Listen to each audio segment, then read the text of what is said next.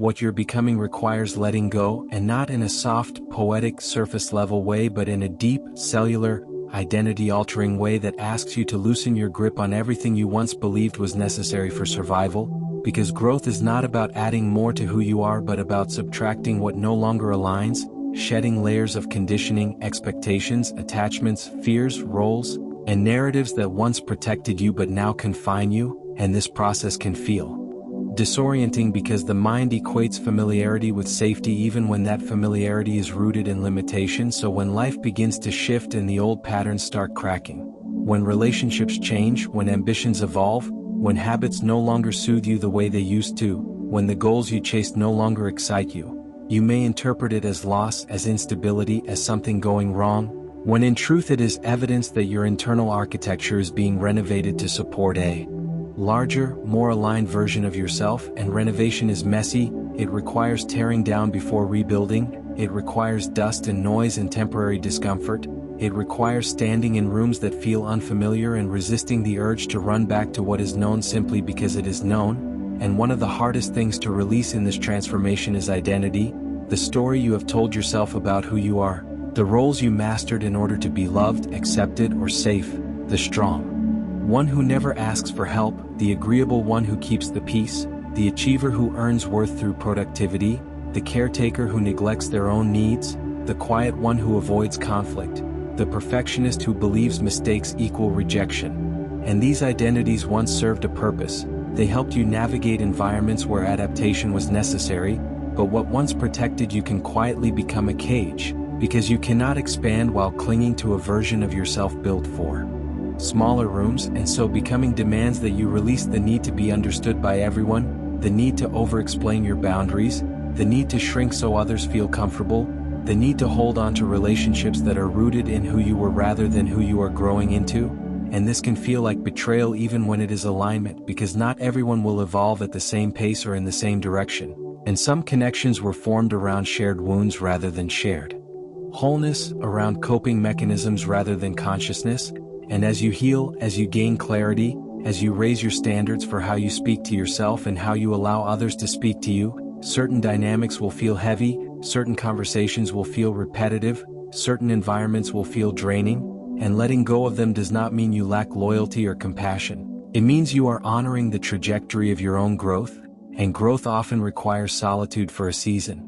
A recalibration period where you learn to sit with yourself without distraction, without constant validation, without the noise that once kept you from hearing your own truth. And in that quiet you may confront grief, not just grief for people but grief for old dreams, old timelines, old expectations of how life should have unfolded, because letting go also means releasing rigid scripts about success, relationships, age, milestones, and the illusion that there is only one correct path. And when reality diverges from expectation, it can trigger feelings of failure or inadequacy. Yet often the detour is the doorway to a more authentic destination, one you could not have imagined when you were operating from a smaller self-concept. And so you must loosen your attachment to control, because control is often fear disguised as responsibility, the belief that if you manage every detail, anticipate every outcome, and brace for every possible disappointment, you can avoid pain. Yet control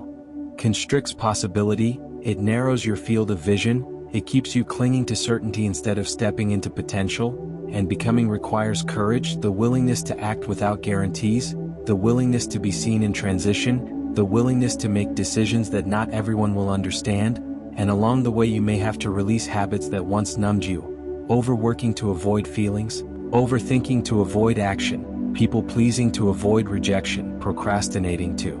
avoid vulnerability, because these patterns are often sophisticated forms of self-protection, and while they may have minimized risk in the past, they also minimized expansion, and you cannot build a different future with the same unconscious reactions, which means learning to pause between trigger and response, to choose intention over impulse, to sit with discomfort without immediately escaping into distraction. And this is where emotional maturity is forged, in the moments when you feel the urge to revert to what is familiar but instead choose what is aligned. And this alignment may require boundaries that once felt impossible to enforce, conversations that once felt too intimidating to initiate, endings that once felt too painful to consider, and each act of release may carry a sting, because even unhealthy attachments can feel like anchors in uncertain waters, yet anchors are meant to stabilize ships temporarily, not prevent them from sailing altogether. And if you cling to every anchor, you will never explore new horizons. So you learn to differentiate between what is sacred and what is simply habitual, between what nourishes you and what merely occupies space,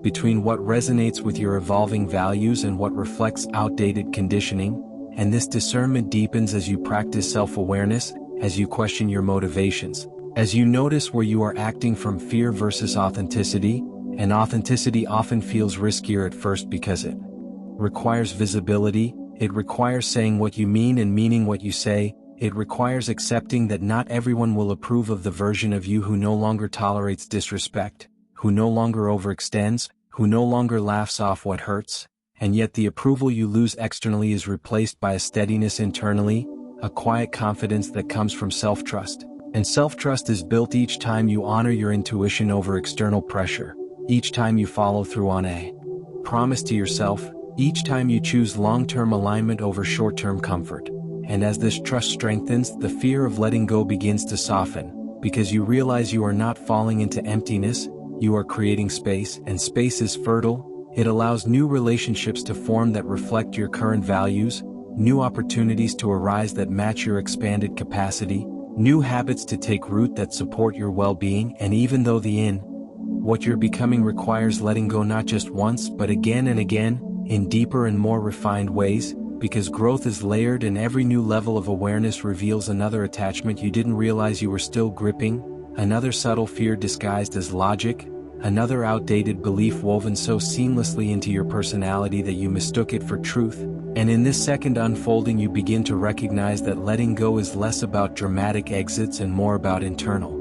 detachment, less about changing everything around you and more about changing the way you relate to everything within you. Because at first you may have released obvious misalignments, certain habits, certain people, certain environments, but now the work becomes quieter, more intimate, more honest. It asks you to release the need to always be right, the need to defend every opinion, the need to win invisible arguments in your head long after conversations have ended. It asks you to let go of the ego's constant craving for validation and superiority, because what you are becoming is not threatened by disagreement, it is not destabilized by differing perspectives, it does not need applause to confirm its worth. And yet this steadiness is built only after you loosen your attachment to being perceived a certain way, after you release the exhausting performance of curating an image that feels impressive but not authentic, because image maintenance drains energy that authenticity restores. And so you begin to notice how often you edit yourself mid-sentence, how often you hesitate before expressing a real desire, how often you say, "It's fine," when it isn't. And in noticing, you are invited to let go of the reflex to minimize yourself, to release the script that says your needs are burdensome or your emotions are excessive, because the version of you that is emerging does not apologize for existing fully, it does not compress itself to fit into spaces that refuse to expand, and that means you must also let go of the fantasy that everyone will celebrate your growth, because sometimes the people who benefited from your smaller self will resist your expansion. Sometimes your boundaries will be labeled as distance, your confidence will be labeled as arrogance, your self-prioritization will be labeled as selfishness. And in those moments you will feel the old pull to shrink back, to reassure, to over-explain. But becoming requires that you tolerate being misunderstood, that you accept the discomfort of outgrowing roles others preferred you in. And this is not cruelty, it is clarity, it is understanding that you cannot sacrifice your evolution to preserve someone else's comfort without eventually resenting them or yourself. And resentment is often a sign that you have stayed too long in a place your spirit has already left, so you learn to leave earlier, not impulsively, not reactively, but consciously, respectfully, firmly. And leaving does not always mean physical departure. Sometimes it means emotional disengagement from dynamics that revolve around gossip, comparison, competition, or chronic negativity. Sometimes it means no longer participating in conversations that require you to betray your values just to belong, because belonging built on self-abandonment is loneliness in disguise, and what you are becoming seeks connection without compromise, intimacy without performance, collaboration without rivalry. And this shift also requires you to